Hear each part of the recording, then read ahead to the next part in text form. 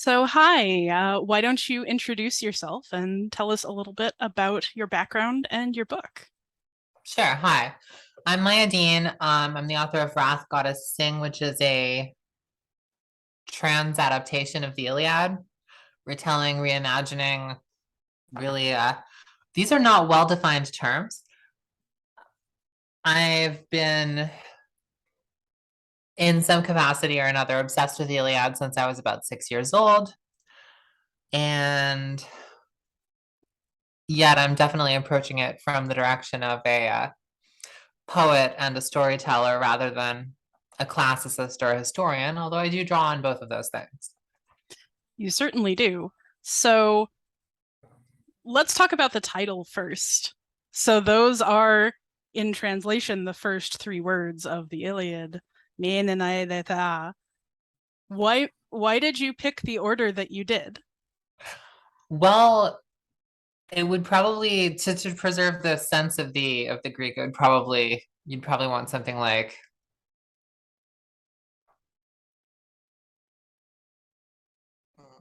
the wrath sing, O goddess, or something like that. But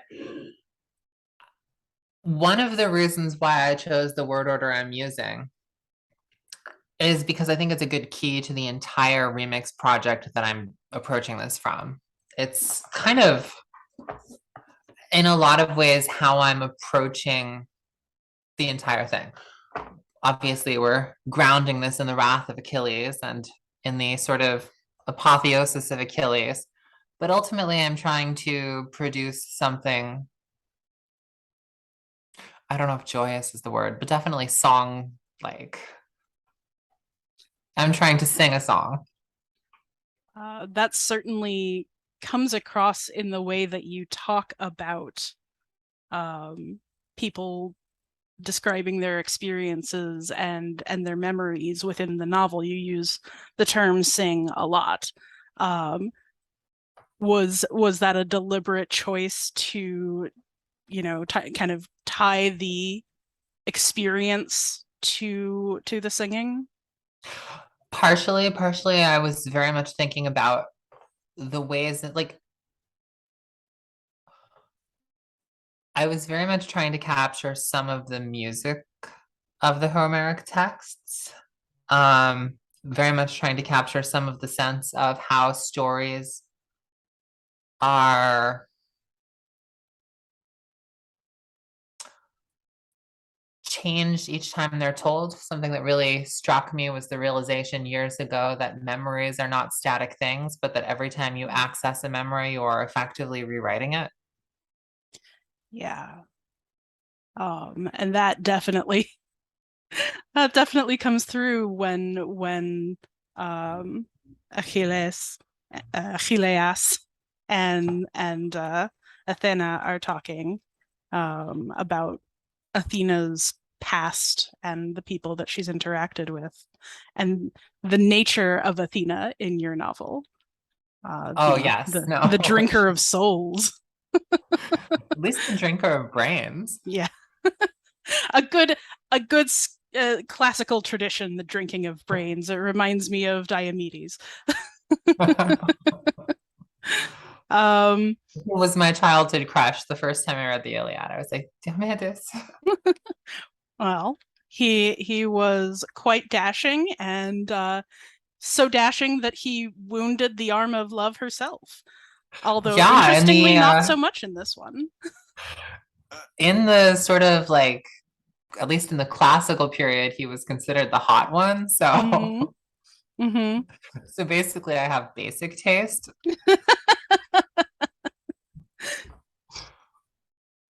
So, what first captured your imagination about the Iliad? I mean, that's a long time. Like most people aren't introduced to the Iliad at 6. Yeah, it was my alternative to Dr. Seuss. I was like, I want adult fiction now. I was like, what do adults read? And my father was like, I don't know. Maybe you're a little young for fantasy novels. Let's start at the beginning with this very bloody poem about, spears entering people's livers and stuff. Good choice. Good choice. And I it approve. captured my imagination. I think I glommed onto Athena really early. She's a fascinating character in the Iliad. She's in some ways, she's one of the divine protagonists, as opposed to having a more reactive role, like I would say Apollo does. Mm-hmm. Or really, Zeus also has a pretty reactive role. Mm-hmm. Mm-hmm. Yeah, and I noticed that Hera was your other pick for that, which is again someone I think of as sort of a divine protagonist Mhm. being active in the war. Yeah, and they're very much aligned in the Iliad. Like, I was very interested in exploring their alignment because normally in retellings, that's an aspect of the Iliad that just kind of gets left to one side. So, one of the conceits that I followed was to just imagine that the battle lines drawn by the gods in some way connected to the historical realities of the pantheons. So, like with Zeus heavily being a bunch of lifted iconography from the Hittite god Tarhun, and also being very much on the Hittite side, I thought, why not, take the simpler explanation of assuming that maybe at the time he was a Hittite god primarily? So, are you familiar with the Proto-Indo-European theory of mythology? I don't know how Yes. much you've studied this in particular, but it sounds like you have a pretty deep knowledge of the connections between all of these civilizations. Yeah, when I was a small child, not quite six, but 7 or 8, I became intensely fascinated because my father had a copy of In Search of the Indo-Europeans just sitting Mm-hmm. in his like academic library thing. Yep. And it meant very little to me at age 8. I was rather confused by it. But Mm-hmm. it definitely like instilled some questions that stuck with me. So in a lot of ways, I am going with a sort of I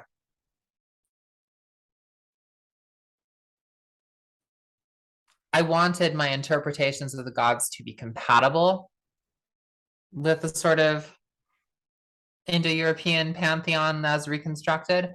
But I also wanted my interpretations of the gods to be compatible with the Interpretatio Graeca, which is an anachronism I'm playing with, but mostly I think lets me get at, like, I don't know, my hypothesis, which is debatable, is that the Bronze Age syncretism we would see would not be wildly dissimilar to Interpretatio Graeca, that you wouldn't see wholly different patterns of gods being assigned. But also, I took enough differences, mostly in terms of who Aphrodite and who Athena map onto, that we're Mm-hmm. not dealing with a straight Interpretatio Graeca because the goddesses have a different position Mm-hmm. in this sort of Mycenaean world. And there I was heavily informed by just the realization that a lot of the sort of major gods of Homeric and later periods, while they're present in Mycenaean inscriptions, just in terms of volume, they don't seem to be nearly as important as they later become. Yeah, that's definitely true.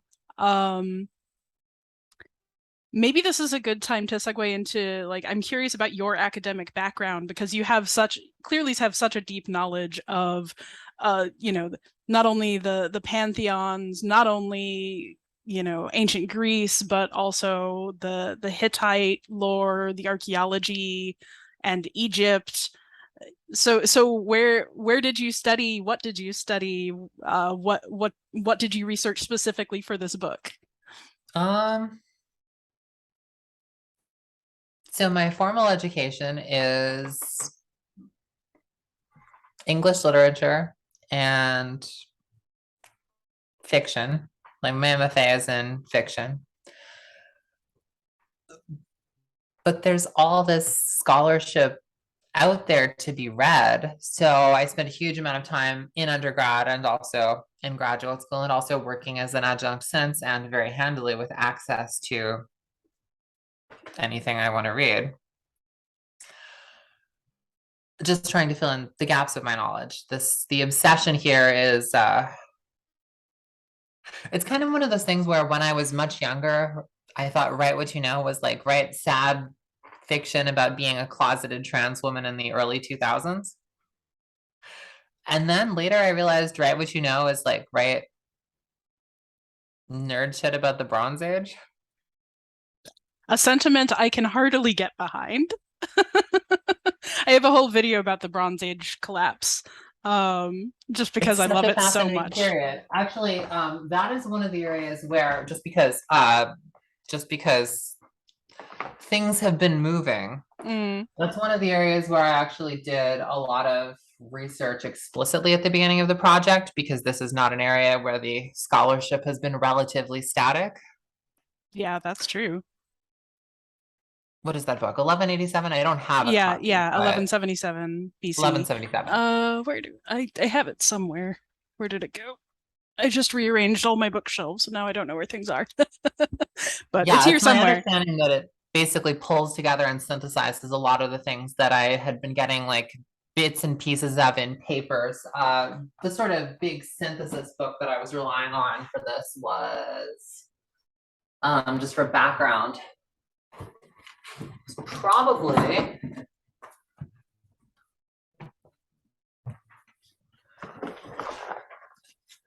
Let's be academics and show off our books. I mean nothing super Yeah, yeah, yeah. comprehensive.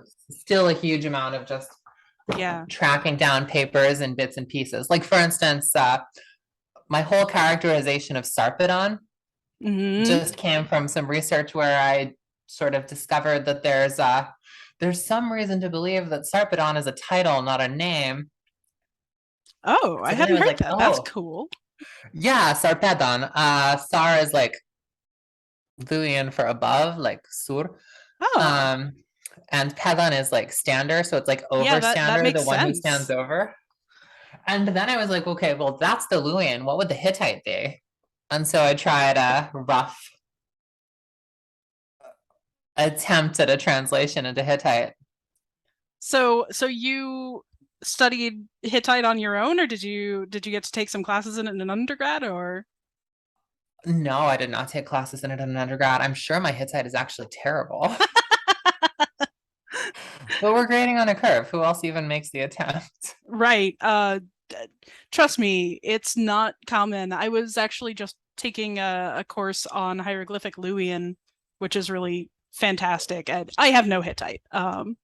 But I used this, so it's Very very, very much nice. beginner. But at the same time, it also has texts that have the words I need in Right. roughly grammatical contexts I want them. Yeah, and when you're mostly using it for names, it's a lot less finicky. Yeah, Um, for names, for bits of sentences where I'm like, okay, I understand the sentence structure in this case. I could not remix this into a different sentence, but that's okay because we only have to get bits and pieces of it. yeah, this is my attempt from I have the that too. yeah, I've only just started it, but I love this sort of thing. Really what I want Yeah, for class I on actually it. talked to Megan Lewis a few weeks ago. Oh yeah, they're great. Digital Hammurabi is a great Yeah, it tool. was amazing. I They're had a great so they're time. so wonderful. I really like them. Um, Absolutely highly recommended folks for anyone watching. Um, yeah, so like the number of people in the world who understand any Hittite is it's a very small subset of us. And so to see that sort of that translation really in the book between Hittite and Luwian and the Amazon tongue and Greek, which you do several times, just straight up use, which I appreciate that you then immediately give the English. Yeah. Would that more academics did that. Um, so I really liked how we got all of these names together, and I really enjoyed your origin story for Andromache, the name that has never Ah, made sense. thank you. Yeah, Andromache has never fully made sense to me either, just because I'm like, well, which cities are which and what and why? And Hmm. that's because the nature of the cities in question is always left so fuzzy. And I imagine it's because Ionians trying their hand at poetry 600 years after the events were set, probably had a lot of question marks. Yeah. Yeah. Given Certainly. that Homer doesn't mention the Hittites, when the Hittites almost certainly took out the Mycenaeans. Right. Yeah. And then like, did the Hittites take out the Mycenaeans, or was it this weird combination of island raiders and trade collapse that happened in um the late That's the reason I 1100s. left it a little vague in the book. Yeah, like it's this big open question. And there you really like the Klein book is just really great at sort of pulling all those bits together. It's actually a very easy read compared to a lot of academic books. Which is always nice. It's yes. I really admire Klein's ability to make it accessible. And I guess that brings us around to sort of the concept of reception and remix, Cool. which we were talking about. So, in a lot of ways, retelling a story like the Iliad that is part of the public consciousness in this way, retelling things from the ancient world and making them into something new. In academia, we call this reception. But I like your idea of the remix, right? Because this brings to mind, like, again, with singing, it brings to mind the way that people will remix older songs and sample them and make something new out of them. So how philosophically were you approaching this idea when you came to this story?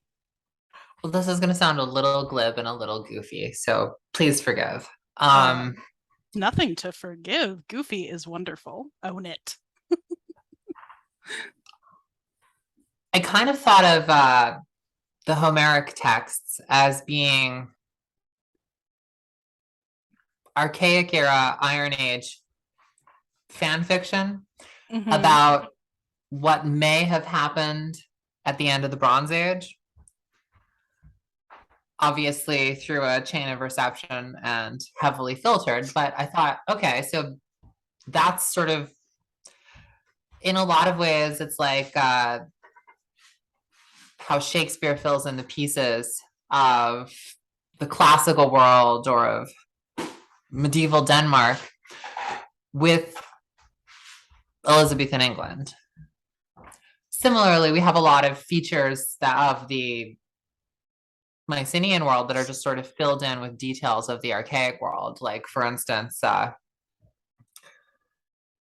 doulos versus demos and stuff like that. Are we dealing with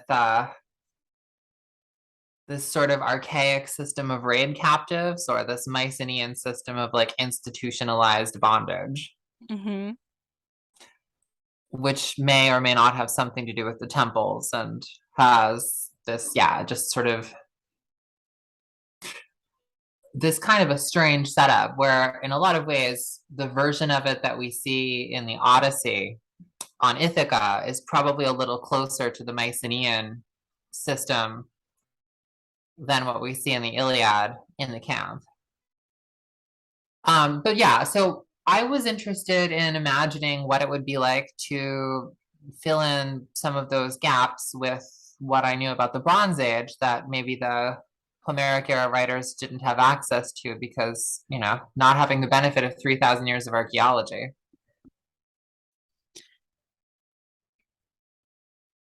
And trying to see what I could plausibly do to sort of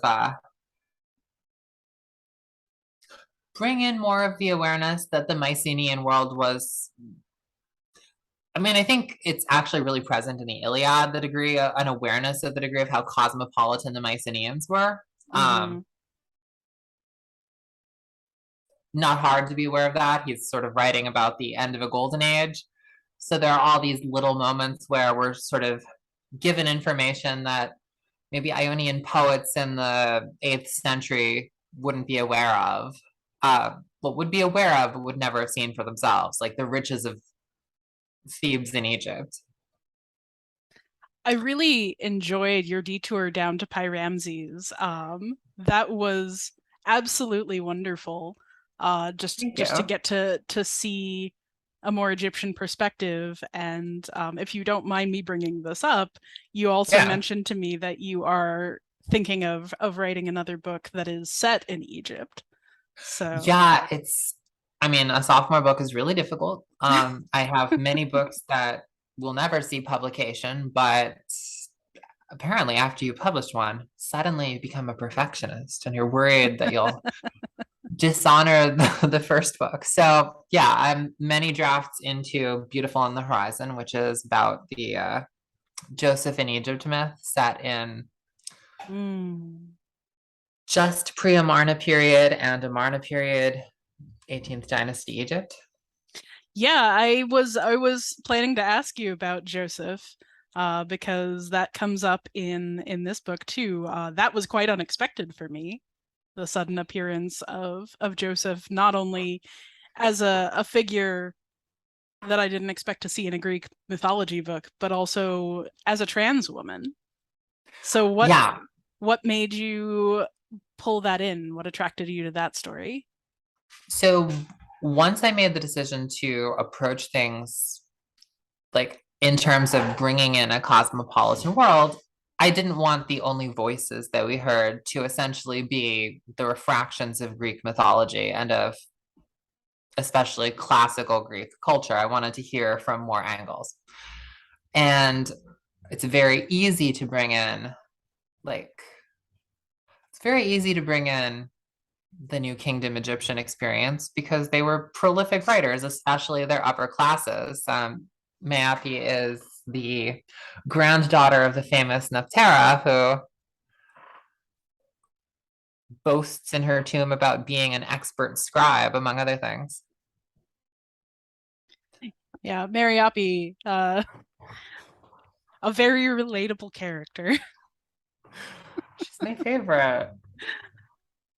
But she's also a Ramesside princess. And I Mm. also wanted to bring in some elements of like the Egyptians had a colonial empire at the time. Mm-hmm. And the only way that I can really read the Joseph in Egypt myth is as cultural memory of the impact of that colonial empire, which during the 18th and 19th dynasties was a pretty heavy yoke on certainly the southern Levant.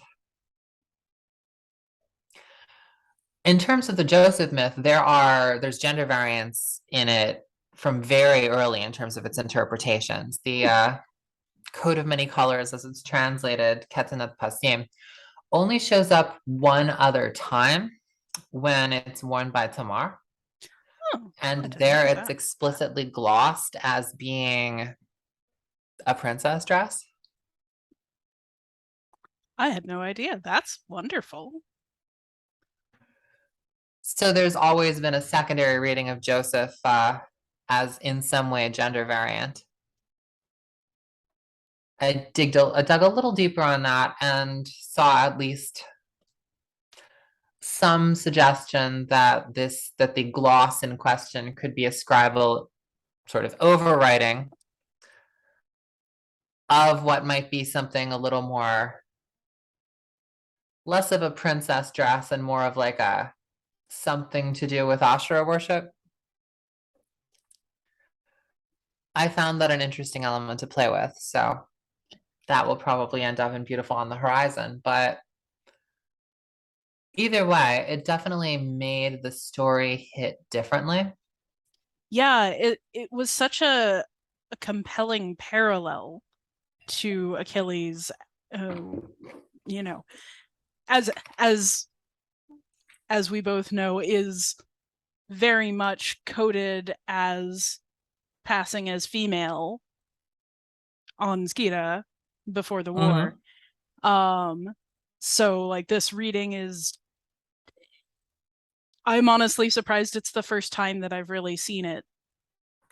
It's not like we don't have plenty of gender variance and transness in Greek and Roman and Egyptian and Levantine myths and stories.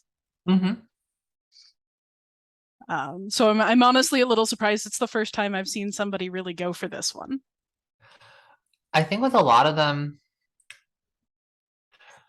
there's an enormous degree to which mythology in general has been standardized to be cisgendered and heterosexualized, to use both of those as verbs, over the last few hundred years, especially. Mm-hmm, mm-hmm.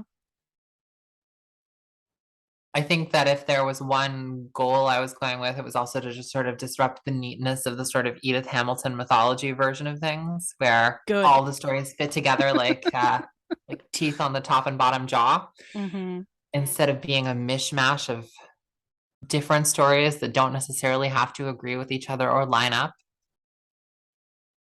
Yeah. One thing I was thinking about and asking you about sort of retelling and remixing and reception is, I always think of the ancient myths as sort of a more equivalent to like our comic books than anything else, where it can be, restarted from scratch with the same characters in different alignments every couple of months, and nobody will bat an eye, right? Like these stories are so often retold and remixed Mm-hmm. with people in different roles that the very fact of our view of it as standardized and more like the MCU where everybody has a singular role to play is just it's almost foreign to the material. So I I love completely that. agree. That's actually, if we want to double back to why Hmm. Achilles and Patroclus aren't a romantic couple in this story, that's one of the reasons. I love the Achilles Patroclus ship. That's great. Like, it's a lot of fun. Um, it's been done. It has. It is probably the most popular homoromantic ship of all of Greek mythology. Exactly, and has been since classical times, which is fine. Hmm. Hmm. That's cool. I was interested in exploring I was interested in exploring other forms of love primarily. So probably the predominant love in Wrath Goddess Sing is sort of friendship taken to 13. Hmm. Hmm. The Which connection we between really Achilles need to and honor Patroclus, more anyway. 100%. Like the connection between Achilles and Patroclus, making it a very deep love that is not necessarily rooted in wanting to fuck each other. Let me explore what that would be like. Um,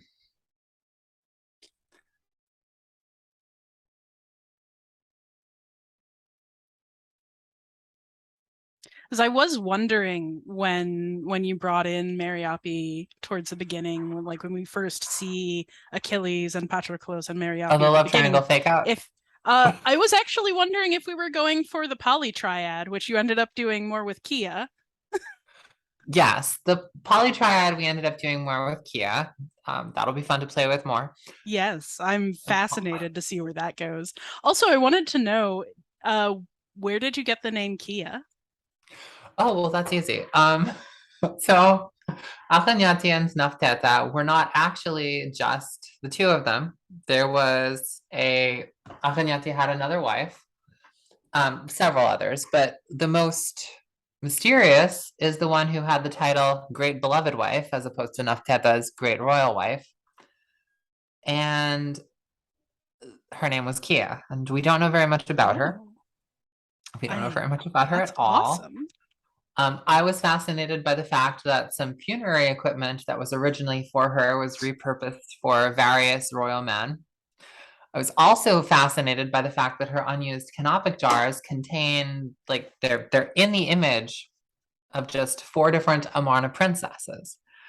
I was like, wow, that's weird. So she That is weird. basically makes her canopic jars in the image of her husband and his other wife's kids. What kind of relationship does that suggest to me? And then I thought, I'll go with the one that's most fun to write about. Often the best choice. And And that is, oh, that's a lovely set of things to work with. I'm really glad that you pulled that in. So, um, this may be a bit of a tangent, but I'm also really curious about that labyrinth, the mountain-sized labyrinth. Oh yeah. Well, Herodotus. Yeah. So the mountain-sized labyrinth is Herodotus went to Hawara Hmm. at some point when he was in Egypt. And that's what he writes about, this massive funerary complex, which is probably the funerary complex of Amenemhat III, which was dismantled by the Ptolemies for limestone to build Arsinoe in Fayum, but Don't you hate it when which that was, happens? yeah, but it was huge. And there's some possibility that maybe some of it is still there. But even if it's not, according to Herodotus, it was more impressive than all of the pyramids put together or than everything that the Greeks ever did ever. Hmm. I'm also fascinated by it because it was actually completed by one of Amenemhat's daughters, who was the first inheriting female king of Egypt, as opposed to someone's wife who became a regent or something like that. Sobekneferu, who is a very interesting figure Hmm. and wasn't even supposed to be the first. Her older sister was supposed to be the first and then died. But I found some fascinating research on Neferupta and Sobekneferu's iconography.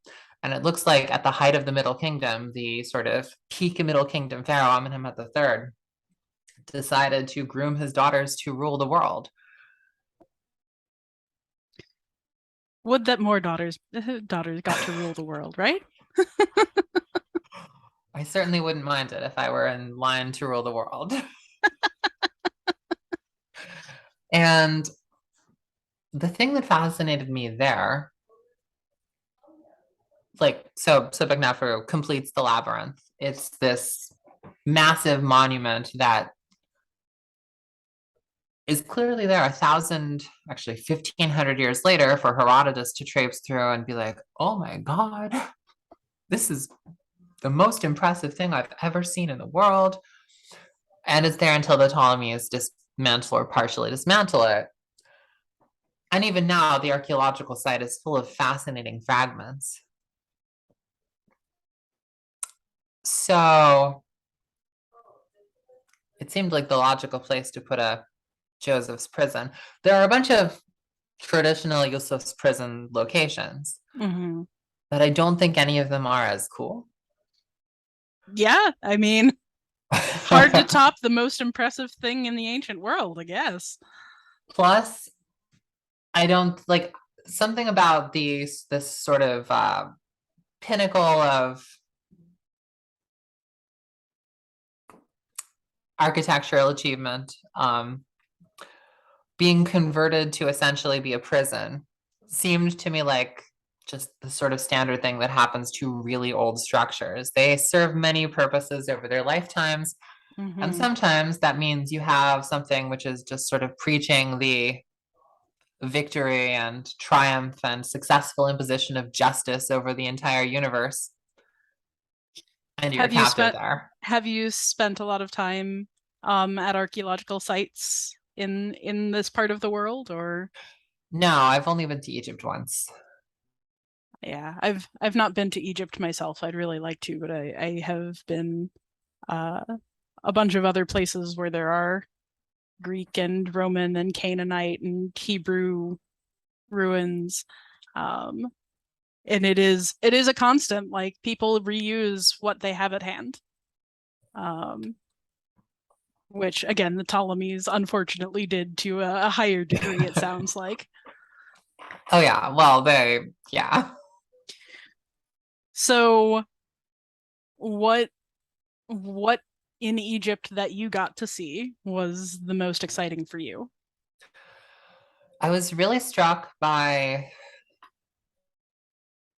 I was really struck by the nature of imperialism that you see boasted of on the stones at Luxor, because these are the very aspects of imperialism that everyone from the Persians onward try to downplay. The fact that it's based on violence, the fact that you do it because you can, the fact that it's not necessarily about some sort of universal cosmic system of justice, but just because we're better than you and we look hot doing it. I was so struck by seeing like lines of Canaanite kings being led away in neck shackles just on the base of these usurped statues of Amenhotep III that are now statues of Ramesses II. Because it's not usually, it's not, yeah, for the last 2,500 years or so, that's not been the boast. The boast has been, we will fix you. Yeah, the benevolent empire myth. Yeah. Which seems to only get stronger as time goes on. Yeah. Like there's the same thing that happens in Acadia. There's this iconography in Akkadian art where you have the great king atop a platform and the colonized squished beneath it holding it up. And then when you get to the Persian iconography, they're standing holding it up. Yeah. Like they're doing it willingly, they're free. It's the Akkadians are fascinating to me for a whole bunch of other reasons. I mean, I'm sure you noticed the bits of Enheduanna that are permeating the text. Yeah, I mean, especially with Great Mother / Aphrodite, where we get this not only the death and rebirth, but the sort of self-consumption of that style of cycle. Which I guess brings me to another story question I had. And for those watching, major spoiler alerts here because I'm going to the end of the book. So I was really fascinated at what happens after Achilles dies. What made you decide to imprison them on the moon? Well, they're not actually imprisoned on the moon. They're imprisoned somewhere in space, well past Jupiter. Oh, right, yes, because the final fight takes them out past the rings.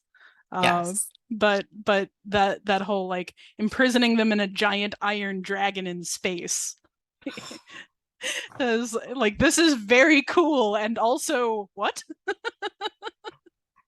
That was a lot of things. So, how do I start? Part of it is just the spell Mayapi uses, her immortality spell, is heavily lifted from the cannibal hymn in the Pyramid of Unas. It's a kind of an unusual piece of pyramid text that I think only appears in Teti's pyramid as well. And it's basically this spell which features the king coming back from the dead, flying to the sky, and then among the stars, butchering the gods and gaining their powers. Oh, that's new to me. Wow. Yeah, it's fascinating. I was wondering more if it had to do with the dragon slaying myth. The Indo-European the dragon slaying was like, this is almost in reverse, where they kill Apollo. There's definitely elements of that. But in some ways, this was me giving in to Mayapi's magic. She had set this up, and I thought, well, what if that worked? What is this particular spell trying to do? What will it succeed in doing? And then why not be literal about it? So if we're going into the stars, why not go into the bring in stars? physics? Yeah. Yeah, why not not pretend that we're not dealing with the stars and actually deal with the stars? The continual thread of Sideros, iron, star metal. Yeah. Like, that really was very solid. And that sort of, litany of like the small gods being driven out by cold iron Uh-huh. Just that little like Celtic myth, like just a little Not just sprinkle. Celtic myth either. Yeah. So like in Persian mythology, I believe that fairies, Peris, are also vulnerable to cold iron. Hmm. And also I noticed a shift in the way gods were conceptualized that you can sort of locate maybe somewhere between the end of the Bronze Age and the Hellenistic period in a lot of cultures, where there's a movement towards metaphorizing the gods, towards understanding them Hmm. to be conceptual entities as opposed to cosmic entities. Yeah. We certainly get a lot of that doubt starting from the writings we have from Socrates and his followers. Like it's very clear that gods at this point are, I mean, belief in the gods has a similar range to belief in God today, where Yeah, you where it's get less some people, literal. well, you get some people who really take it super literal, and everybody else thinks they're a bit nuts. And then, but if you like outright deny the gods, that's still a little bit fringe, but it's Yeah, acceptable. It's just fringe. but it So can be rude. yeah, Don't do it at the religious ceremonies of the city. yeah, that's a bit much. Don't knock the dicks off the Herms. It's rude. Yeah, definitely don't. Um, Actually, I loved your little like they're a little more than references and a little less than in jokes, but things like Odysseus and the geese. I just thought that was so cute. And it occurred to me that that's in a conversation about the nature of love, which does come back, like you're talking about the nature of love, the nature of the great mother, and that. But I almost wanted there to be, some drunk idiot wandering in at the end of that conversation to complete our Socratic dialogue. There are lots of little things where I just reached for something where I was like, okay, that's an element. We don't need to dwell on it, but that's an element. And then some things were just jokes for me, like the Great Mother is always a black swan, partially because I had Cygnus Kukuni in the back of my mind, and Mm-hmm. partially because there's a literal black swan event happening over and over. Mm-hmm. Mm-hmm. Sometimes a black swan appears and intercepts your arrow. Just a thing that happens. It's very improbable, but it can happen. Um, so let's talk about Helen, the apple of the sun, Yes. which I really like that imagery, the apple of the sun. So that gets at her sort of her daughter of the sun heritage, which goes back to the Indo-European mythological Mm-hmm. concept. Um, but also the golden apple, which is so key as the apple of discord, the apple of Mm-hmm. love, and it's such a key image throughout Greek mythology. Um so I was wondering why you decided to have Helen be so darn evil. Well, let's um think about Eris, right? yeah. So, in the classic canonical version of the story that has reached us in the present, we have a goddess of discord, Eris, and we have a demigoddess, Helen, who in the last 2,200 years or so of retelling, in every retelling really since Stesichorus or so, has really been incredibly passive and bland. Now, in the Odyssey, we have hints of that she's kind of more complicated. She kind of, at certain points in the Odyssey, is talking like maybe she's a sorceress. She certainly is. She's certainly a pharmakeia, right? Like she mixes Mm-hmm. up like a sweet dreams blend and gives it out to everybody. And we have Yeah. that bit where it's like, yeah, she was, trying to imitate people's wives' voices outside the Trojan horse to draw them out, but no, she really wants to be home here, like all the way to like to the point where, well, to talk about Stesichorus and the jokes we were making earlier. Yes. So, Stesichorus supposedly writes a thing, bashing Helen, and she, as a goddess, strikes him blind. And so he writes this praise paean to Helen saying, please give me my eyesight back. I was wrong. I take it all back. I was wrong. I take it all back. You weren't even in Troy. You were in Egypt the entire time on And the then beach. we get Euripides drinking riffing on mimosas. that, which is one of my favorite plays of all time. The Euripides Helen is just, it's fantastic. So in all of those things, I'm fascinated by the versions of Helen that aren't received Helen, who like received Helen is, Diane Kruger looking pretty on a wall somewhere, but also sad and worried and not really doing anything. Received Helen isn't even Iliad Helen, because Iliad Helen is bananas. Iliad Helen is like the first thing we see Iliad Helen doing. She's making a tapestry of people fighting over her, and she's like, this has artistic merit. And she's going out onto the walls of Troy and she's looking for her brothers. She's like, do they love me enough to fight? And then the narrator's like, dear reader, they were dead. They already had died. She's like, where are my brothers?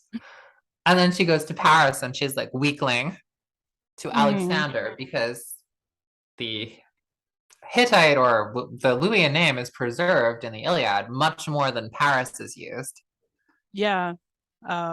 Which is fascinating, because it's also like Alexander being such a common name through the ages because of a much later Alexander.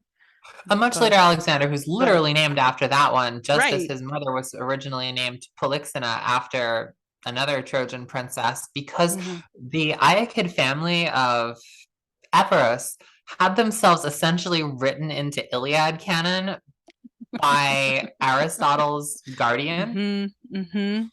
They were like, you're big in the Iliad fandom. Could you like write a fic for us? Just like work us into the story. I do love this conception of this sort of rewriting as fanfic, because it really is, right? Yeah. Like, and this is a big scholarly movement now, is seeing these retellings as fanfic, or seeing fanfic as a genuine literary impulse, at least.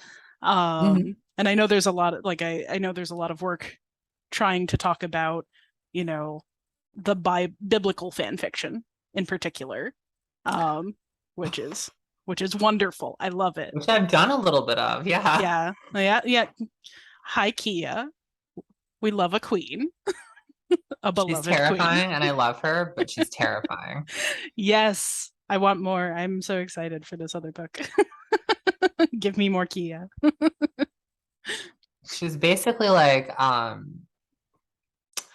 the best way to describe her is that she's someone who goes through a lot of traumatic events, and immediately afterwards it's like, but I can twist this to my advantage, can't I? I can turn this around. That past me is dead. She was a fool anyway. Fuck her. On to the next one. And she just gets weirder and weirder and stranger as she goes, and gains magical powers and ends up a queen, and maybe ends up in telepathic communication across eternity with a dead king, Subicnafia, the builder of the labyrinth. So that's increasingly unhinged. I hope I can finish it. I hope so too. But yeah, so this sort of desire for Helen's agency sounds like is what's sort of driving that. So the desire for Helen's agency, and the fact that in the received version, Eris has all the agency. So why not combine the characters? Why not simply say that the apple thrower is the apple? And then let Helen be her ultimate troll sorceress self. She is And then such a again, troll.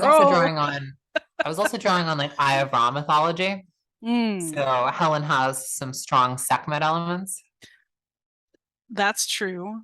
Um, Not much lion imagery there for all that. Although No, she does devour people. So there's that. she has those iconic golden eyes. So really, I didn't need Mm, a lot of animal imagery beyond the intense golden eyes. yeah, they are everywhere. Um, Sometimes literally. Little bit of sun goddess of Arena imagery thrown in. So I guess that brings me to sort of another side of this question because, I can dig into the scholarly stuff forever, but the other thing I wanted to ask about is the feminine element of this book because it is so strongly about women and so many different kinds of women. And in so many ways, the men who are the center of the story and all of the other retellings that we get most of the time are downplayed. Like it's not that Agamemnon and Patroclus and Briseos, whom I absolutely adore what you did with Briseos, um, is not that they're not important, but they're definitely secondary to Achilles and Meriope and Helen. And even among the gods, Great Mother and Athena are really the ones that we deal with. And cow And goddess. cow. Oh God. Yeah, I do want to talk about Iphianassa, but oh geez. Vampire Iphianassa was not what I was expecting. There Um, are good reasons for it. Okay, so yeah, I'll try yeah, I'll try to answer. Let's see. Hmm.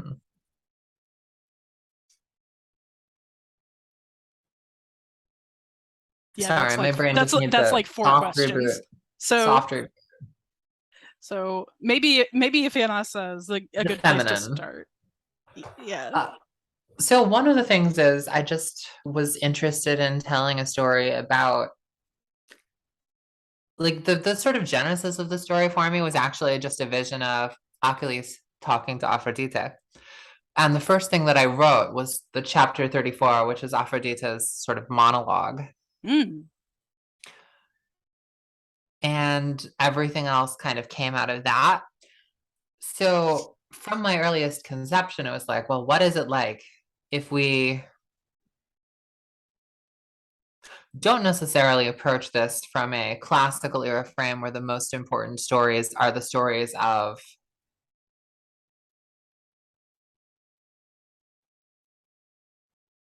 the men? What if we let them be supporting characters? And what if the drama of the story is not about whether or not they'll be supporting characters? What if they just are? And we find the drama somewhere else? Like, I'm not trying to rehash, Brian Cox Agamemnon or anything like that. Like, Honestly, secondary character Agamemnon is the only Agamemnon I've ever enjoyed as a character. He's yeah, just such trash most of the time. yeah, exactly. Like, I don't need him to be like someone's bad dad. It's fine if he's just, if it's fine if he's more the kind of person you can imagine actually successfully getting 1,100 ships to sail from the same set of harbors in a reasonably controlled way, who's the kind of guy who will talk about circling back to things in meetings. Mm-hmm. Mm-hmm. Mm-hmm. Exactly. And then we'll actually do it instead of forgetting.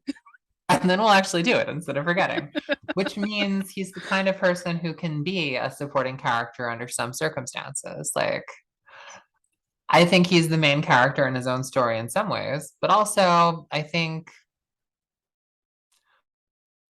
who gets to be the main character, yeah, just didn't want that to be the anxiety driving the story. Mm-hmm. Um, And there are so many interesting women who are so different from each other in these texts that it's really a disservice to filter them through any particular period's ruling class gender dynamics. Like these are some epically unhinged characters who Yeah. are wonderfully strange in such different ways. For Athena, I was just so fascinated by the story of Athena and Pallas.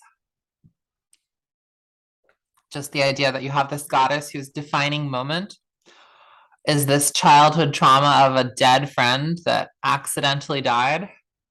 Yeah. And she's just like, well, I guess I'm going to carry your name around forever. And that made me think, what if we could be a little more literal?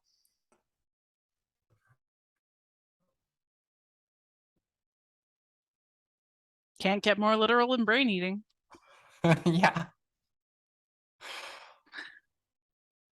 Or Andromache, because if you think about Mm-hmm. Andromache as more than just the function of Hector's wife, and you think, well, here's a person who had a past before this war. She's in this city because a siege happened, but she wasn't married to Hector forever. We're really just coming in and what? The Iliad at the final hour of things.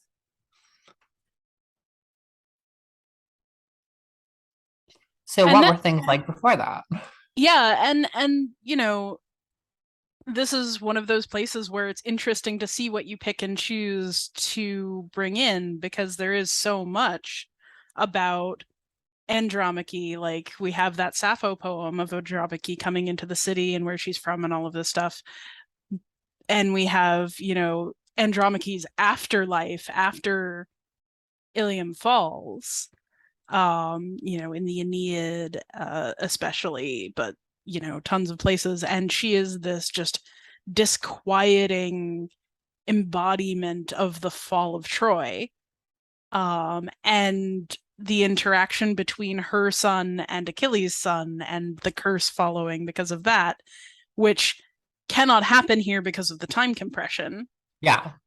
Um, but like there's so much build up to that that isn't what you're interested in.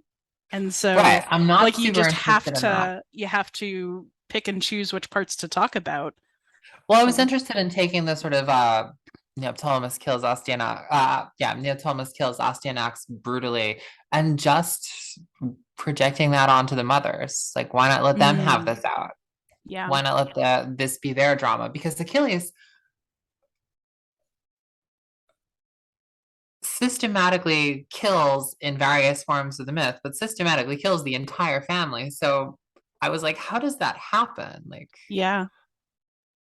And the question of where Neoptolemus actually comes from is one of those perpetual like when was there even time? you know. Statius has answers, and Yeah, I certainly. don't love Statius's answers. I have to agree Statius's answers there are not the most pleasing. Um when it comes to Statius, I much prefer the Thebaid.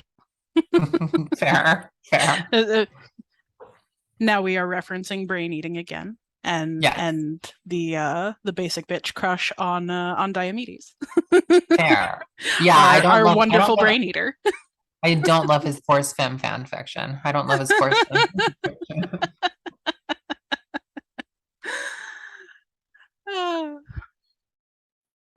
so so the feminine really just I think is very wonderful here, and the discussion of how the trans experience can be so different across cultures within the same milieu. Like, Oh, 100%. That was one of the things I was really interested in exploring with Briseos, with Achilles, mm-hmm, but also in terms of class with Melia, with Theodamia. We have this cultural, I sort of soft hinted some kind of cultural difference between mainlanders and islanders, mm-hmm, mm-hmm. which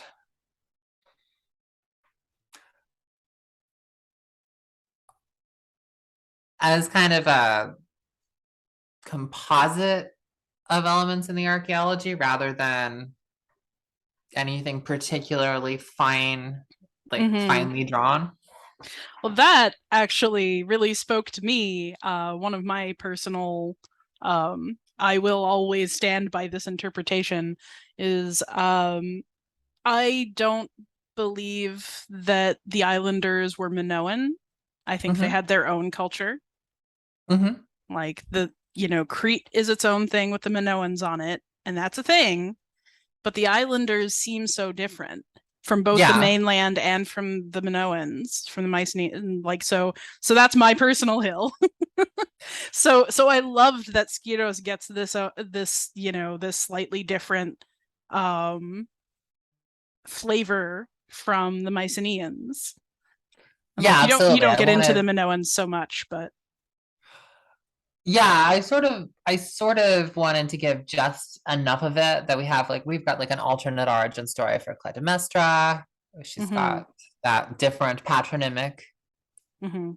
in Wrath Gotta Sing to sort of suggest that she is in some way got a Cretan connection And to dissociate her from Helen, which is and to dissociate her from necessary. Helen, which is necessary because I was like, well, let's just sort of let's retcon Tindarius as Tudalius. Hmm. Um, and also I was actually wondering at the absence of the twins. Like we didn't see the twins here. The It's divine twins are true. one of my favorites. So so just No, a they're only really present. The real reason is I wanted them to be present as a story that was generations old already, so that you could have that little twins uh in an egg thing between Achilles and Deidamia. hmm. Yeah. And I figured that neatly conflating them to be the children of one particular king at one moment who has all these super famous children. Yeah. Yeah. Eh, maybe that feels like a later rationalization of a messy and clunky. The complexities of history get ironed out on their way to myth. Yeah, and especially when we get enough distance that history and myth can start to conflate. Hmm. Um, So that was what I was thinking there. Just like, also, like, the Divine Twins are, in fact, definitely an older story than Helen. yes and no, because they're linked with Helen. No, I mean, if we think about the Divine Twins in the Indo European context. Right, yeah, exactly. The divine twins, not as the sister of Helen usually, but as the suitor of the daughter of the sun. Yes, as the So suitor of the daughter of the sun. so Um, so that's sort of the old Indo-European wedding thing is and we sorry, this is my dissertation. So yeah, we'll not get too deep into it, but yeah, exactly. Like Helen is one outcome of that doesn't lead directly to the wedding in the way that you expect, like it does over in the Indic myth. Um, right. And the angle I was taking there was okay, like we're sort of treating Helen as though she's a historical person who lives in like the 1220s. uh-huh. At which point she can't possibly also be the progenitor of the character of that myth, except in terms of Helen's cycle of Cycle. Yeah. which her sort of go dormant, turn into an egg, Uh-huh. and then return to fuck shit up thing that she seems to be doing on loop. Oh yeah. So speaking of that loop, the very end of your story implies that that's going to happen again soon. Oh yeah, oh yeah. What do you think is happening right now? Yeah. So who is your idea of the apple of the sun or what? Oh, I think Helen is up near Pluto, just still bashing her way out of space jail. But I think that her powerful influence is among us now. Could get behind that. Um okay, I so think if let's any glowing golden women come out of the sky, maybe they're not here to say hi. yeah, so if you see the Buddha on the road, right? Yeah. I love that line. I stole that line. I know, I remember. I love that. It was, I was just like, that's um, something the Appy would say. yep. Um, so now I want to return to Ifeanasa. Yes. That was a really fascinating way of killing her without killing her. So yeah, this is one of the things that really struck me when I started looking into Ifeanasa. I was working my way through conceptualizing the book, and I was like, okay, like honestly, I find the version of the story that we see in like, you know, Brad Pitt Troy, where we've got Agamemnon and Menelaus as these brutal murderers. That seems a little weird. And I looked into their backstory and I'm like, wow, they're the least messed up members of their family. The generations of their family are incredibly fucked up. And they're the first semi functional ones in generations. Yep. And then it hit me that Ifeanasa isn't dead in the Iliad. I was just like, well, what does the Iliad have to say about the murder of her? Go back through it. I'm like, how did I miss this before? Because there's this moment where Agamemnon's like, look, I'll marry Ifeanasa off to Achilles if Achilles will rejoin the war. And I'm like, weird if she's been dead for 10 years, don't you think? Mm-hmm. Mm-hmm. And then I realized, oh, it's an Athenian drama convention. It's not a universal feature of the story. And that kind of gave me the degrees of freedom to ask, well, does she need to be dead? And then I thought, well, but does she need to be alive? Schrodinger's princess. And once I had the idea of Schrodinger's princess, where she's kind of not dead, but also not alive, she's undead, it became pretty easy to think, what would be a cool thing to bring in? And then I'd already been fascinated by the whole like sacrifice thing. There's sacrifice is such a big element in the Iliad. And it's Mm-hmm. It's such blood sacrifice in particular just permeates, especially Greece and Rome, but a mhm. lot of the ancient world. But blood sacrifice and libation in particular. And So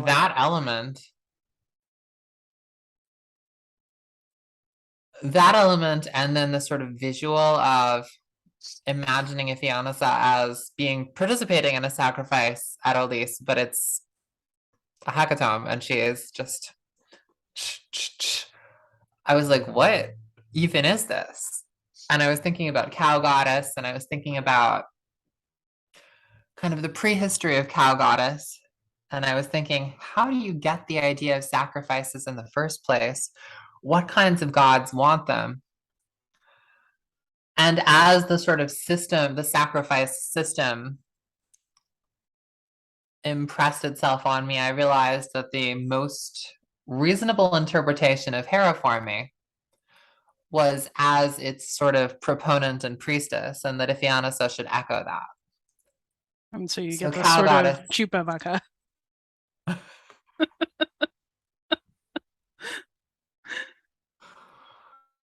So cow goddess becomes like the mistress of sacrifices in a lot of ways, which also gave me a lot of her backstory with the Silent One and the Great Mother,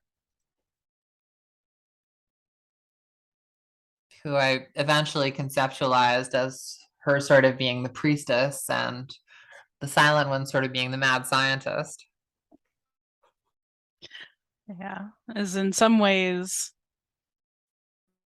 Athena here takes on like her crafting side becomes very both biological and disturbingly mechanical.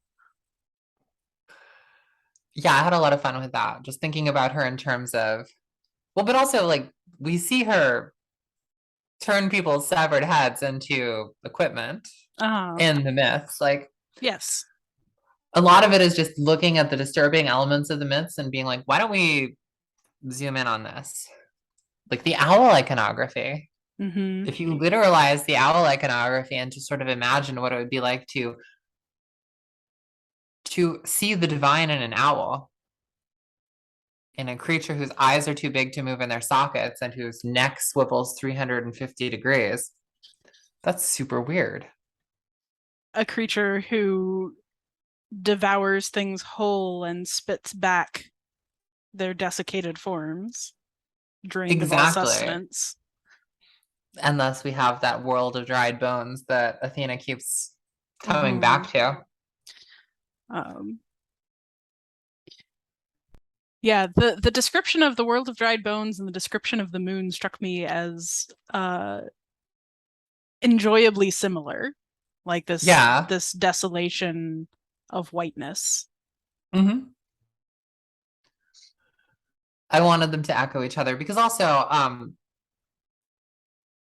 have this fascination with concepts of eternity.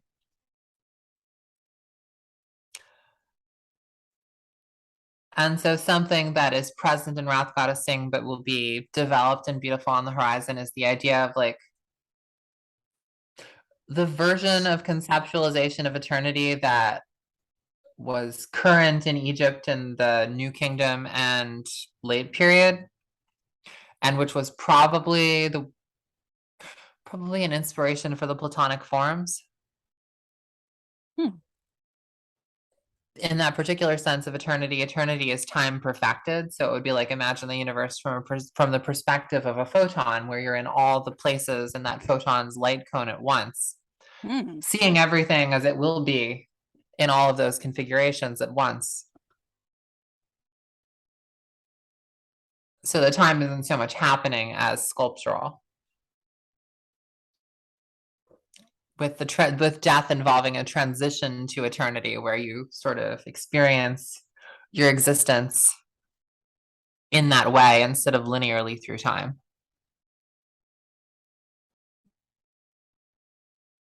That's fascinating. And now I'm just thinking about, the way that Achilles embodies herself, and that's sort of what she is, Mm-hmm. as a goddess. Um, and that embodiment of eternity. Um,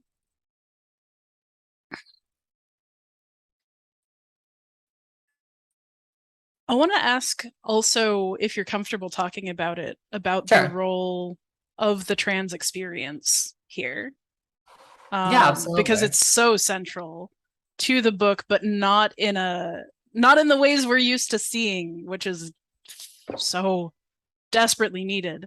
But it's not just one experience of transness. You have Achilles, you have, I mean, the story of Kia we've talked about a little bit, but you have Briseos and Deidamia and Malia. Mm-hmm. Both are just, it's they all have slightly different experiences, and yet they all say you're like me. Yeah. Well, a lot of it is it's natural to me to see kinship across difference, which is why Mayapi and Achilles can look at each other and be like, "You're like me,"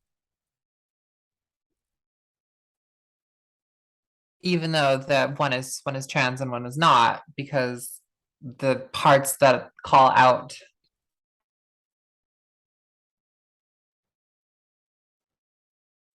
are salient. Um,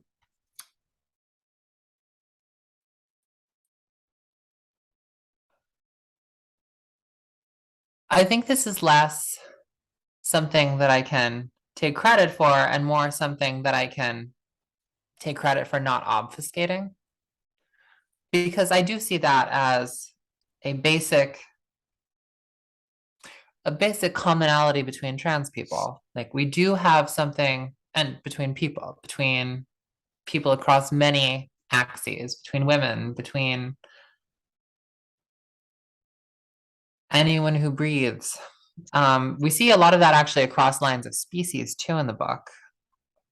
There are many moments where Achilles thinks, I'm meeting someone. what was it like to be that rabbit? Yeah. Yeah. And especially with the horses Yeah, comes out the a lot horses are. with Xanthios and Balios, who are wonderful and speak horse. Like I grew up being around horses every summer, and it was really easy to picture these horses, right? Um, and you also, you did that even more literally with the dolphins, right? Where you actually just had them speak dolphin and Yeah, and talk about exactly what dolphins would talk about. exactly what dolphins would talk about. Yeah, dolphins are intense people. And so speaking to people who are trans, but with different experiences of transness is just the same thing. I mean, Hmm. it's I am not you, but I could be you. And yeah, that's something that very much just is my experience talking to other trans people. Like I have been in conversations like the one that Achilles and Briseis have, where they're just sort of quarreling about how to conceptualize their past selves, where Briseis is like, well, I was a woman. Don't take that from me. I didn't like it, but I was. And Achilles is like, well, I wasn't a man. And there's no reason why they aren't both right. They are, because they're not the same person and they have different stories. And yet they should know this about each other. That is salient to their interactions. Like it does mean something to Briseis that he is, well, able to watch her die in the way she does. Yeah. Like he shows up for her there because that's a thing he can do. And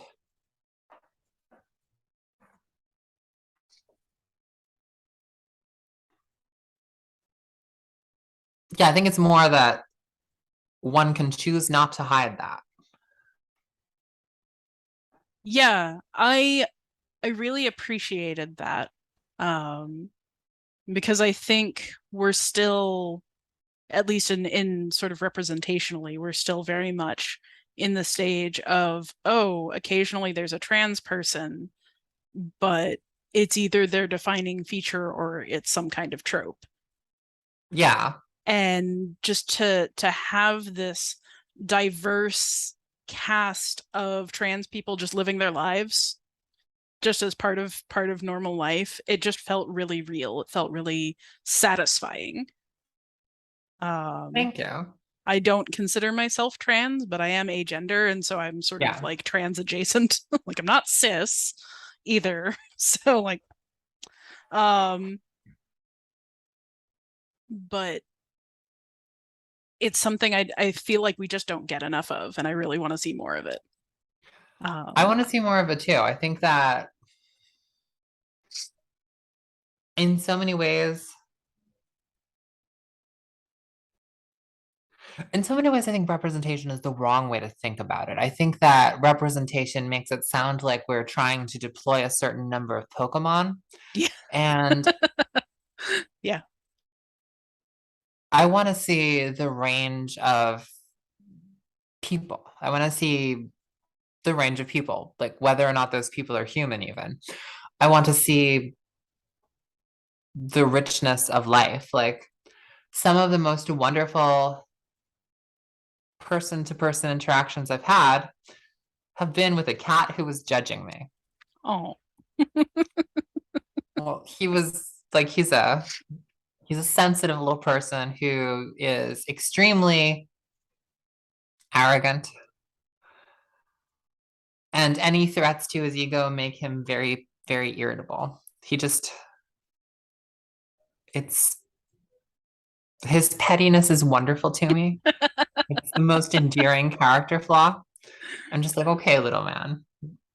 Yes, you're stabbing me at this moment because you have to, because you're worried. And I get it. I don't know. I'm so fascinated by other people. And That is a really wonderful way to look at it. Um, Mostly when my cat is being judgy, I'm like, you you don't get to be alpha cat in this house. I'm sorry, that's me. well, but they don't have to be alpha cat for one to be like, "Hmm, I see why you're doing this. I'm not going Hmm. to play the game you want to play right now, Yeah, but yeah. I see you."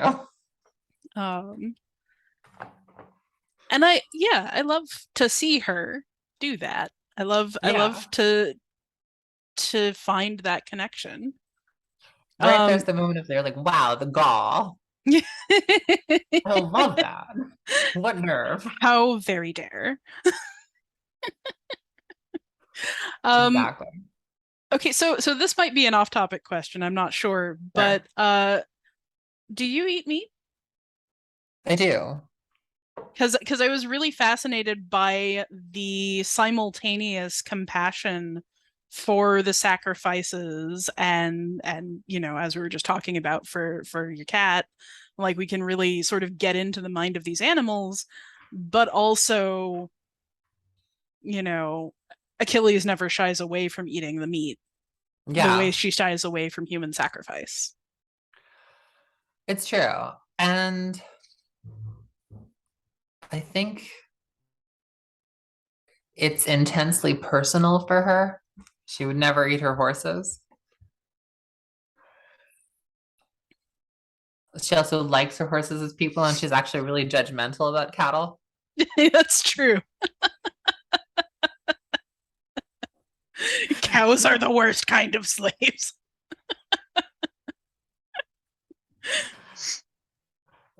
I think in some ways that's also just a reflection of person to person interactions. Like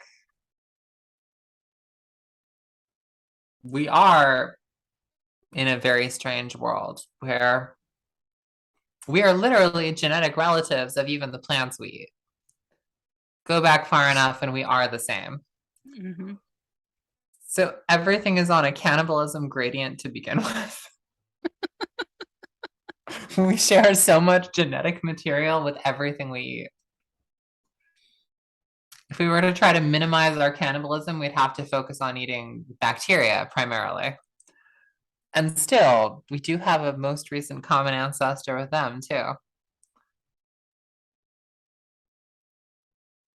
So I wanted more to just be aware of that and see what implications there might be rather than to try to create rules.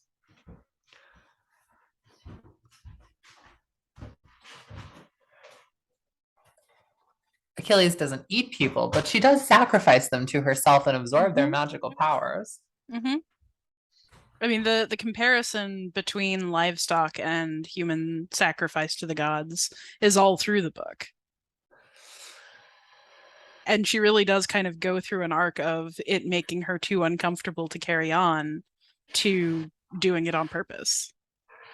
To doing it on purpose to spite Helen. Hmm. And isn't spite the best reason?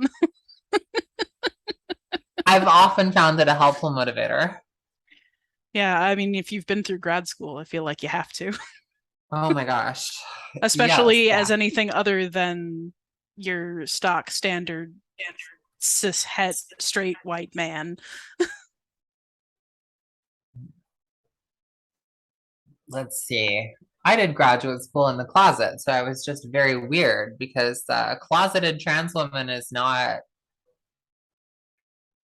People always afterwards are like, "Who were you fooling anyway?" Most of the time. So like, I went through grad school wearing makeup and having long hair, and somehow being like, "But I'm just gender nonconforming. I'm just extremely gender nonconforming," and yeah, like a huge amount of that was also just like, will I actually make it out of grad school if I'm out? And I have no idea. It would have made things probably simpler and harder. Easier to write, but like harder to get work afterwards.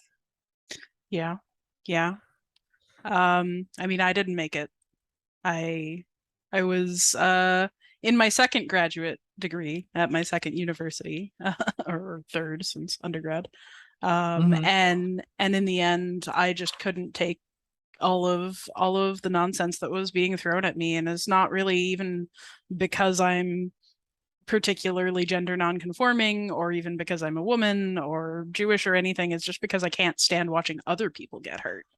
Yeah, that is definitely one of the harder things about academia that like I'm still in academia as an instructor. Was an adjunct for a lot of years. I moved into a full-time role in 2020, and Oh, it is congratulations. nice. It is nice being able to, there's definitely an ethics to being an instructor that I take very seriously because you are dealing with people in a very vulnerable time who hopefully need the skills that you're going to try to teach them. And it can be, it's a disciplined practice to bring the respect to all of those interactions that they deserve. And I think sometimes it's demanding, but I think it's really important to do because otherwise, as the grad school experience shows us, people get hurt. Yeah, and it's really easy. It's really easy for people to get hurt because 90% of the time it's people just not caring. Hmm. It's like the people who should care just don't. Yeah.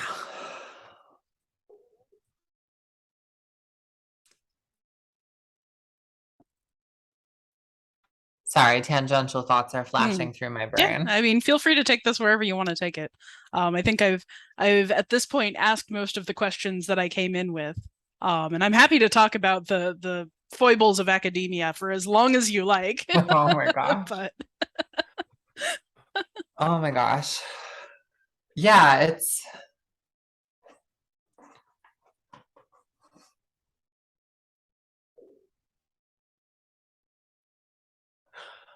I don't know. I would say that working in academia has definitely like made it much harder for me not to see people. I think you sort of have a choice. You can either kind of not realize that you're interacting with like 25 human beings several times a day, where you're a recurring part of their lives and a lot's going on, or you can not do that. And I don't know if I would like myself if I didn't. So I think that does ultimately feed back into the writing though, because we'll take Automaton, one of my favorite minor oh, characters. yeah, he's so charmingly brusque. Like Like that first interaction. he's just he's just curious. He's just Yeah, friendly. There's nothing behind that. yeah. That's like writing him was kind of a revelation for me because I was like, oh, like because I was just writing the character and he says that thing about Briseos and Achilles is like bristling and he's like, what? Hmm. He's like, do you think I come preloaded with answers to these questions? And then they talk some more and he's like, I was a kid too, right? Like, you're not talking to someone who was in a position of power over you when you were a kid. You're talking to someone who was actually like a lower ranking kid from the same social group. Yeah, I did really like that dynamic of, she hasn't even realized how much she's carrying that is not necessarily the reality of the people she interacted with. Hmm. And they change. Like there was Hmm. actually one moment where, um, oh gosh, let's see.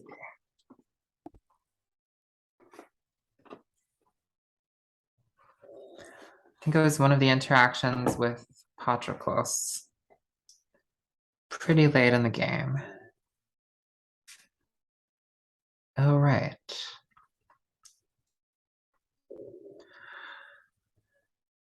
So you're saying you should have expected me to be unreasonable. Thank you for that, old friend.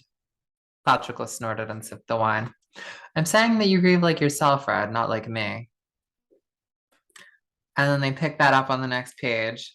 She's talking. He's like, I'm still rather angry.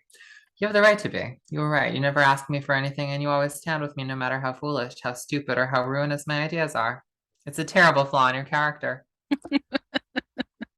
He's like, no, it is the best part of me. And then he's like, what I meant to say was this. And he's talking about how the Amazons grieve.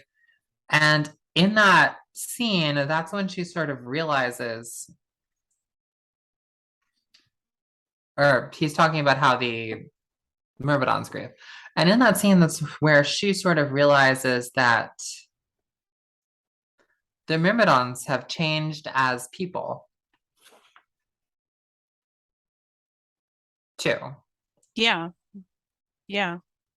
That that they are individuals and they grow and they change and they feel.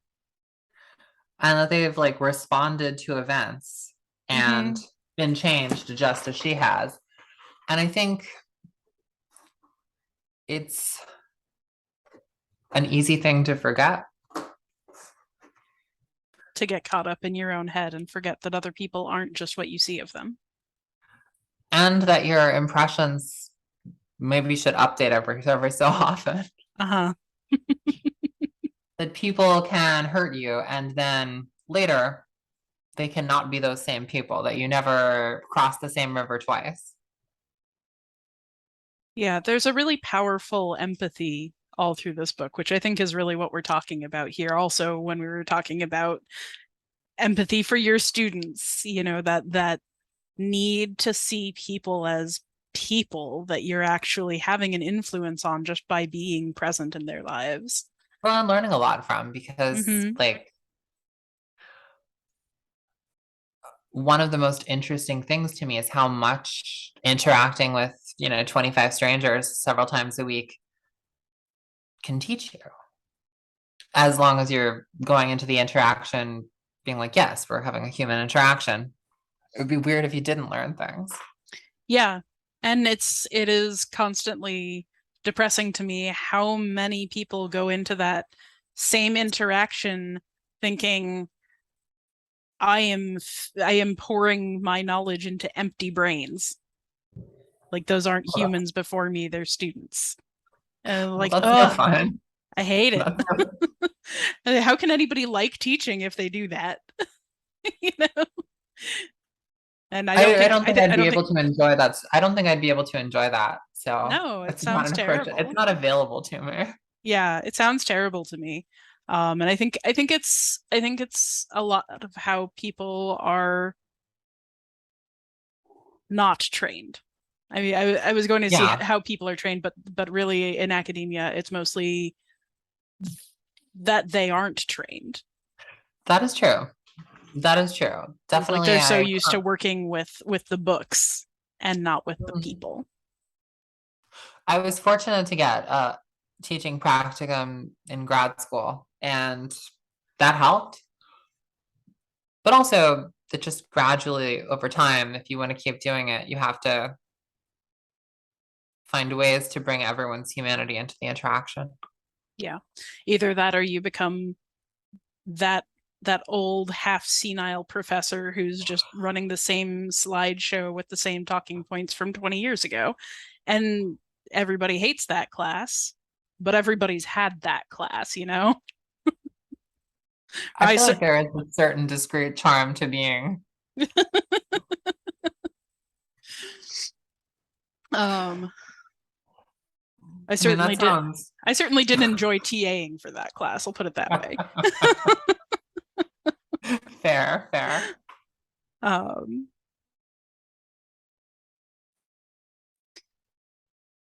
I mostly, whenever I encountered that as a student, I would just drop the class immediately if I Mhm. could. Like it's never. It's never a good idea to take knowledge as static. Yeah, it's so easy to trail behind where the interesting ideas are Mm-hmm. Mm-hmm. and just sort of float in the eddies. I feel like so one of the reasons that I approached my book in the way that I did was because I do want to. There are versions of mythology I do not like, and I want to deprecate them. I remember at some point, it might have been 2018, sometime before I started working on this book, I just got curious. Oh, right. It was the fact that Pyrrha's name is Pyrrha. I got curious about why she's so often portrayed as blonde when her nickname was famously Red. Red. I was like, what? Why would you portray someone whose nickname is Red as blonde? Like, is this a nickname normally given out for some other reason? Like, seems to track with hair color more commonly than any other thing. Mm-hmm. And that's how I came upon bad 19th century philology about the words xanthos and kienos, which offended me. I was like, oh wow, such hard work to make Mediterraneans Nazis. Yeah, Like, yeah. such hard There's work. there's such an ingrained legacy of of changing the gender, the orientation, or the colors, just to try and meet, acceptability standards of whatever it is. And even today, like, I keep bringing up my own research because I am a proper academic still in my brain. But like I do a lot of work on Sappho, and just the amount of Sappho retconning that happens starting as early as, Athenian comedy and up to even articles published in the last 2 years. You get people trying to say,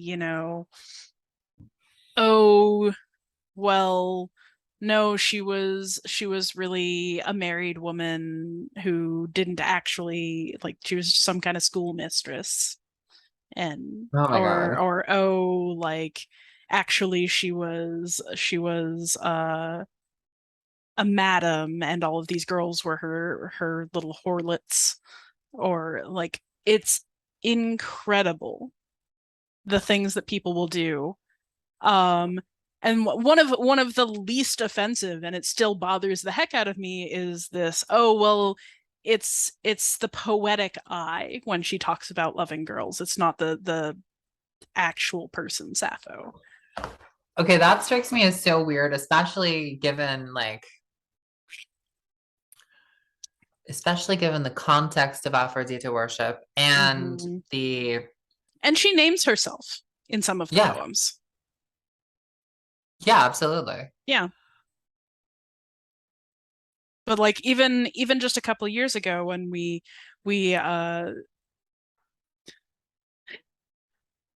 uncovered doesn't quite feel like the word given all the scandal around it, but we received two new poems that we'd never seen before, that are clearly Sappho. Yeah. And you get people arguing that, like, even the often great and sometimes way out in nowhere scholar Greg Nage will talk about Sappho being a nickname that just means sister in some, like, dialect influenced by Near Eastern languages. and that she's taking on this like personified role of the sister, and it's like, If we're going to talk you about really had ancient to Near, stretch for that. but also if we're going to stretch for ancient Near Eastern influences, which aren't a stretch, of course. Mm-hmm. And can we talk about Can we talk about how those influences may not actually help us straight wash Sappho in the least? right?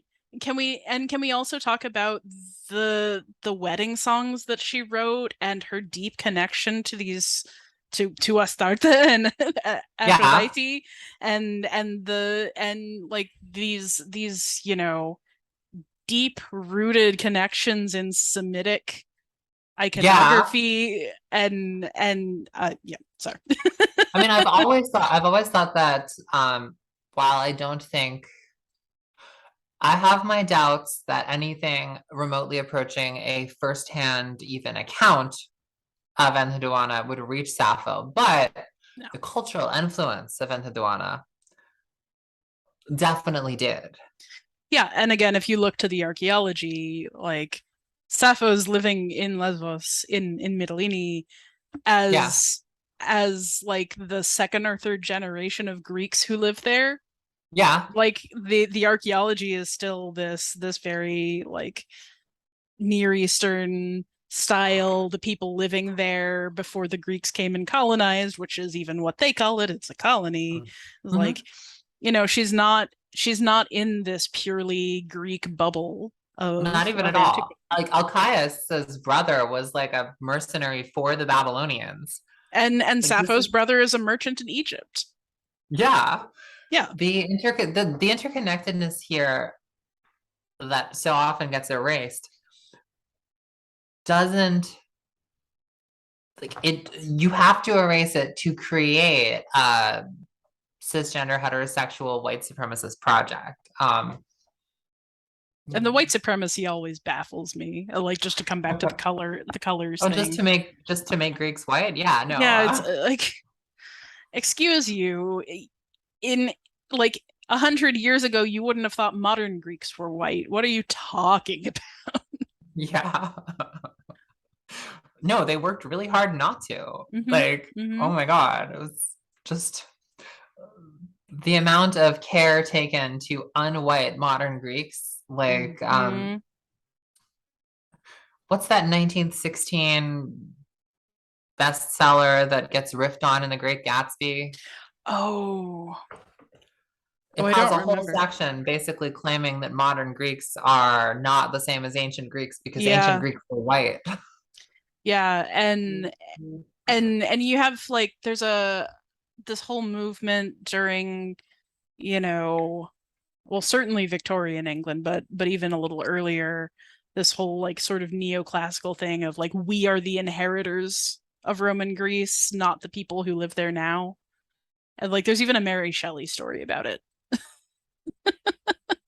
Um, but like just this idea of like, well, clearly they were the best of the ancients and we're the best of the moderns, so we must be the same, not the people who are the literal inheritors of the language and the location and the architecture. And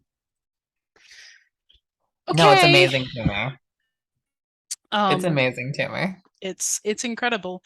And then you get like the people who are arguing about polychromy on the internet, and like, no, these statues are pure and white, and it's like, sir. Oh my God. Sir, this is a Wendy's. Yeah, pretty much, sir, this is a museum. um Amazing. Amazing.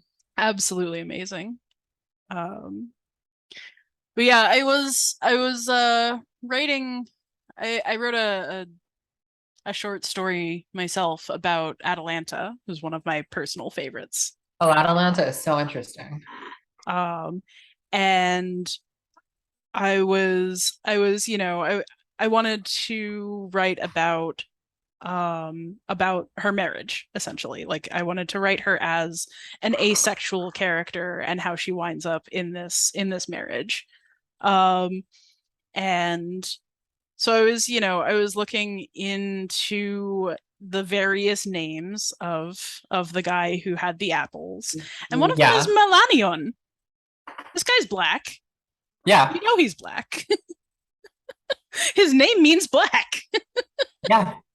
And like that's not his only name, but it's like, okay, so I'm just gonna have this black guy is obviously like, we're gonna make it unmissable that I this mean, world is not white. it's not a stretch. Like No, I like did I once did some calculations working back from the customary dates of the Trojan War, and mhm. it fascinated me to realize that roughly Perseus should be contemporaneous with Hatshepsut, Hmm, which that's means, cool. yeah.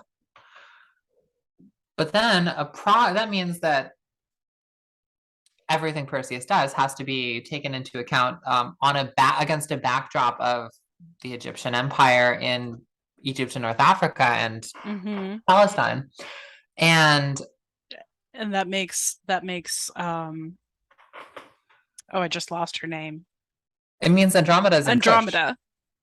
Yes, Yeah. exactly. And like there's that whole whitewashing of Andromeda thing too, where Yeah. where she's like basically albino Yeah. and like what you know that gets turned into, oh, she's magically just a white person. And it's like, no, that's not how things.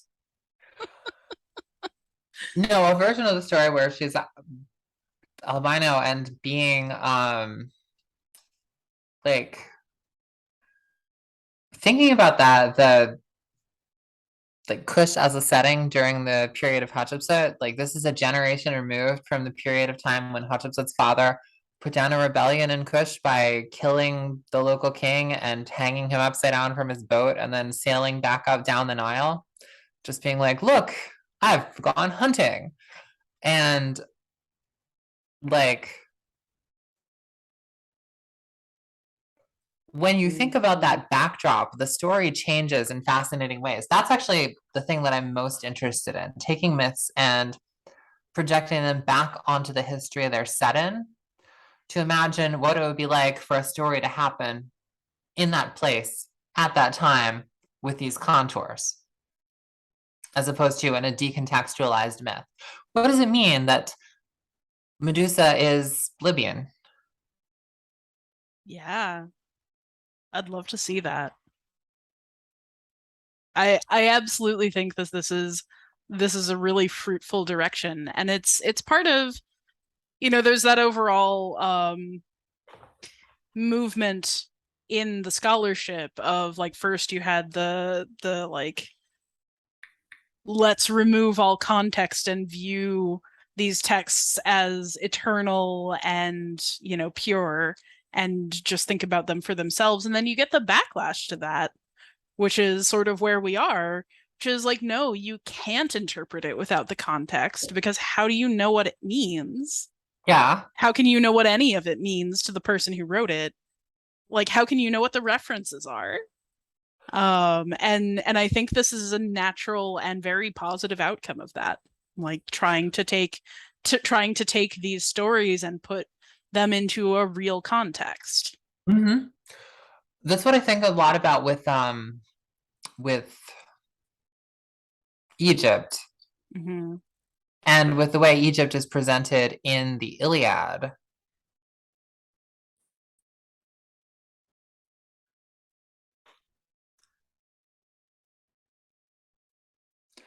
Because Egypt is in the Iliad as the legendary place, which is so wealthy that they just have treasure lying around. Mm-hmm. Where everyone has bronze armor and it's just absolutely terrifying. Like Mm-hmm. even the even the way that Thebes is called 100 gated Thebes Mm-hmm. as opposed to 7 gated Thebes gives you a sense first that the Achaeans were indeed shit linguists, but also Yeah. but also about their awareness of where they were in relation to this larger world. Yeah. And in a way, their awareness of their peripheral status. Like, I was fascinated to see, because it feels like the same thing, archaeology on Mycenaean elites with images of the Egyptian Delta frescoed onto the walls of their homes to show how cultured they were. Mm-hmm. Mm-hmm.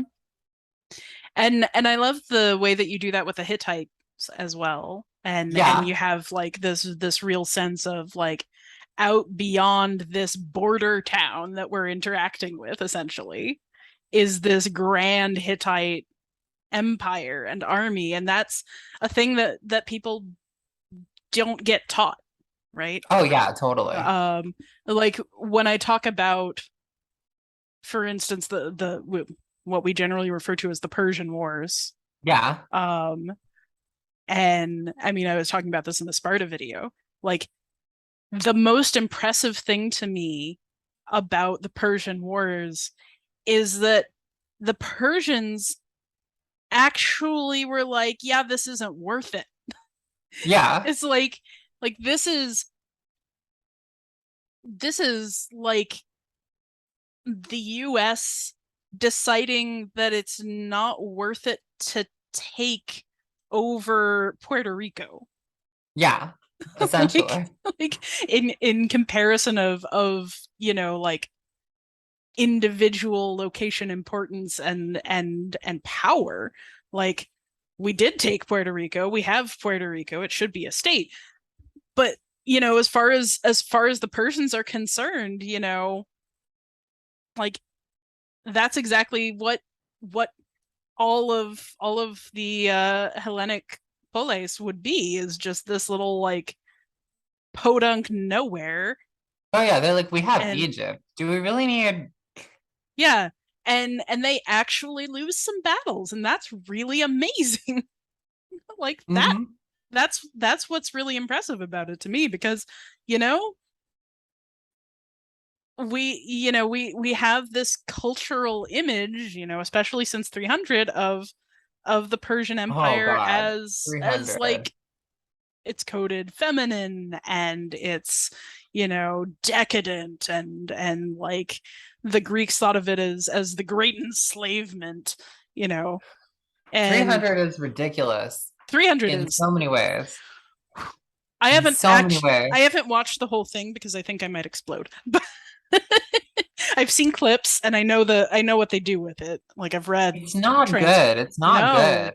it's not. Um, it's Um, not good at all. But like, I was offended on so many levels. First, there's sexy iconography for Persian great kings. Like, come on, Achaemenid kings showed you exactly how they wanted to be presented. where is the fucking like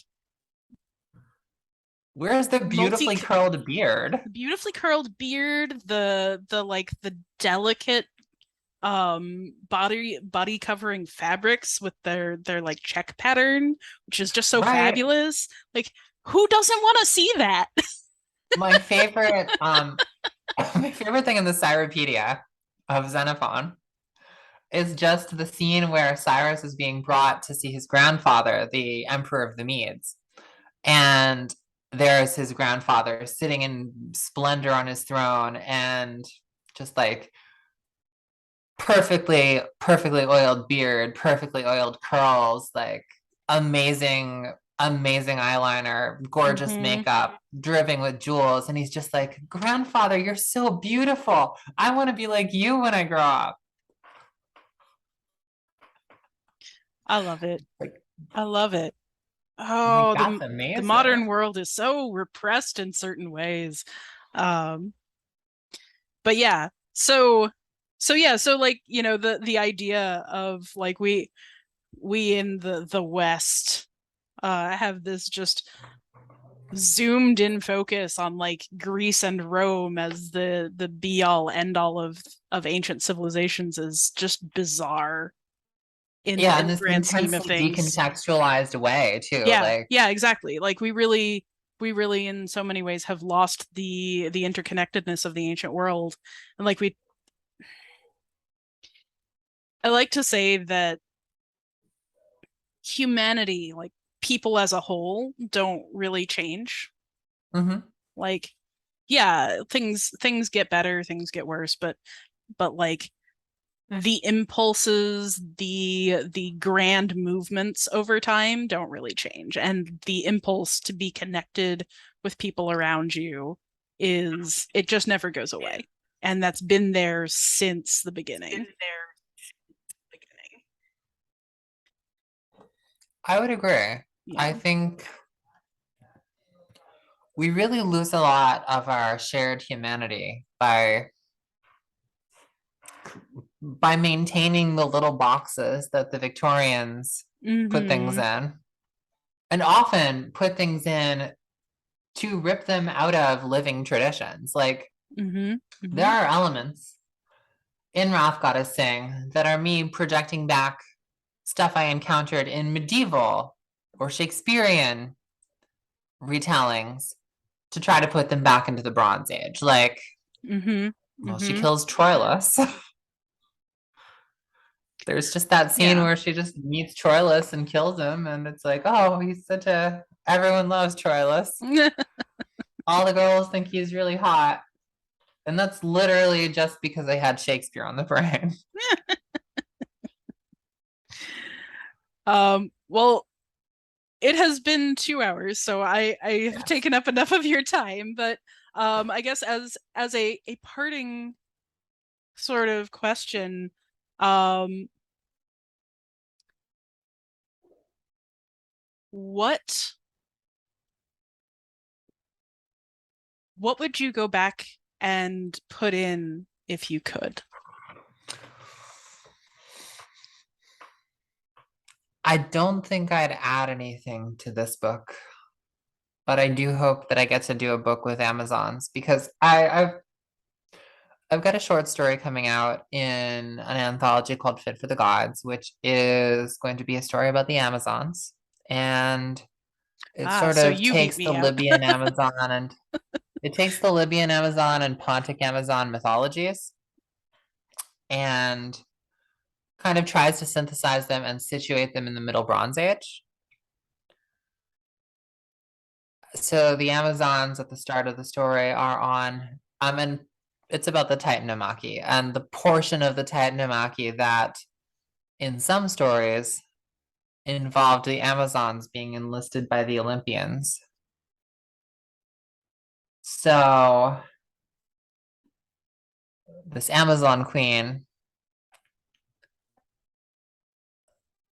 lives on an island that was captured by the Amazons a generation ago, or half a generation ago, called Hera.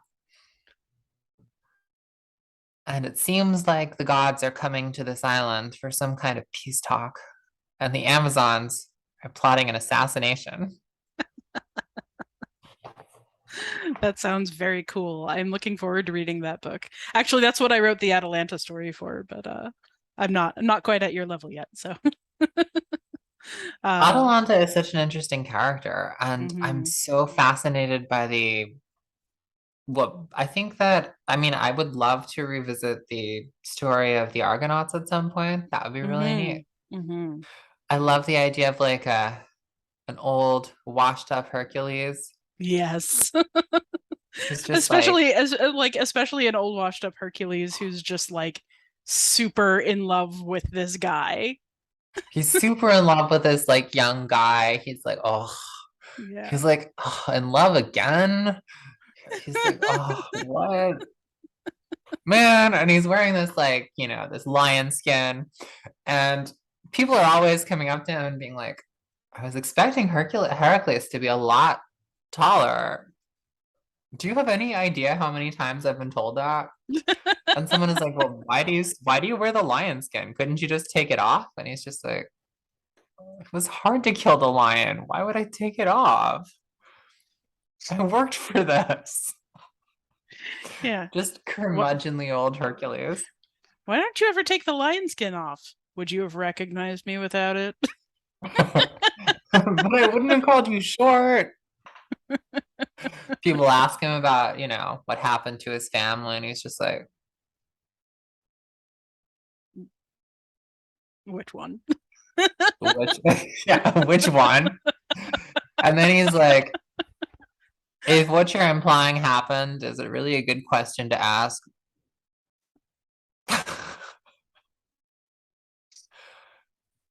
Okay, well, I could have fun with that. thank you very much for speaking with me today. This has really been a pleasure. Thank you. I had a great time. I'm so glad.